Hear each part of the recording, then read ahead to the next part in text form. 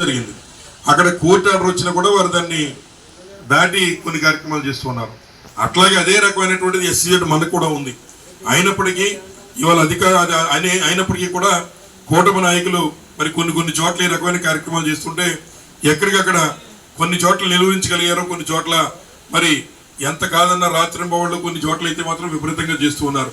కొన్ని చోట్ల అయితే మరి రాత్రి సమయాల్లో ఏదైతే పర్మిషన్ ఏమో ఒకదాన్ని తెచ్చుకుని పక్క ఉన్నటువంటి ఇసుక తోలడానికి ఏమో పర్మిషన్ ఉంటే ర్యాంప్కి అందులో మట్టి కూడా తోలేసేటువంటి కార్యక్రమం, ఇవాళ లంక ప్రాంతాలన్నీ కూడా గుల్ల చేసేటువంటి కార్యక్రమం, పర్మిషన్లు ఏమో ఒక చోటకి తెచ్చి పర్మిషన్ లేని చోట తోలేటువంటి కార్యక్రమం చేస్తున్నారు. తప్పనిసరిగా ఇటువంటి వాటి మీద కూడా ఏ నియోజకవర్గంలో ఎక్కడైనా ఇబ్బంది వచ్చినప్పుడు మీరు ప్రతిఘటించండి.